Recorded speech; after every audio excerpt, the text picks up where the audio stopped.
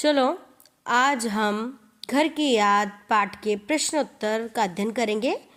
पहला प्रश्न देखिए, पानी के रात भर गिरने और प्राण मन के गिरने में परस्पर क्या संबंध है। उत्तर देखो, पानी के रात भर गिरने और प्राण मन गिरने में गहरा संबंध है। जब रात भर पानी बरसता है तो कवि को अपने घर की याद आती है और यह याद उसके प्राणों और मन को घेर लेती है, जिससे वह व्याकुल हो जाता है।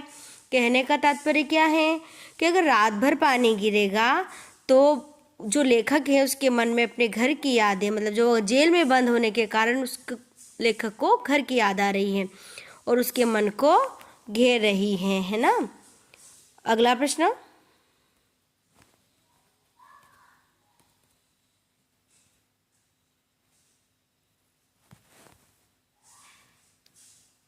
अगला प्रश्न देखो, मायके में मायके में आई बहन के लिए कवि ने घर को परिताप का घर क्यों कहा है। उत्तर देखो, मायके आई बहन के लिए कवि ने घर को परिताप इसलिए कहा है क्योंकि वहाँ एक भाई का ना होना घर के वातावरण को दुखी अवश्य बनाता होगा। बहन भी भाई को वहाँ घर में ना देखकर दुखी हो जाती है। देखो, जो मायके में जब बहन आती है तो अपने 4 भाई को देखती है और एक और भाई को नहीं देखती है, तो वो क्या हो जाती है, दुखी हो जाती है ना। अब अगला प्रश्न,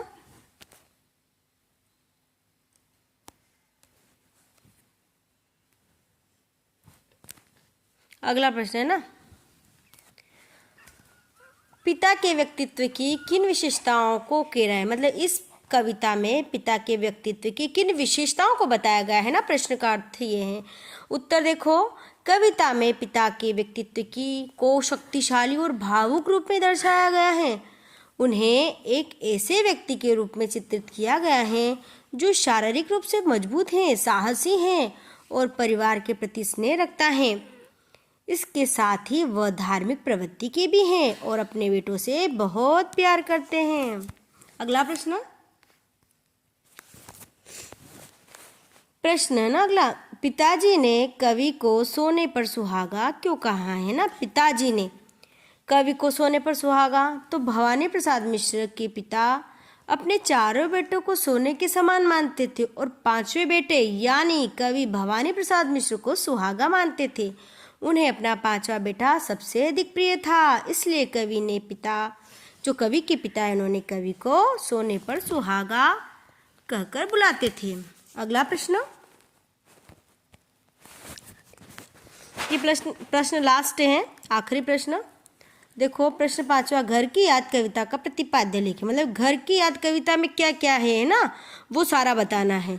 उत्तर देखो, घर की याद कविता का प्रतिपाद्य यह है कि कवि भवानी प्रसाद मिश्र जेल में बंद होने के कारण घर से बहुत दूर हैं और सावन के महीने में बारिश को देखकर उन्हें अपने घर और परिवार की याद आती। जैसे अभी क्या है, सावन का महीना चल रहा है तो हर किसी को घर की याद आती है ना, वैसे कवि को भी आ रही है।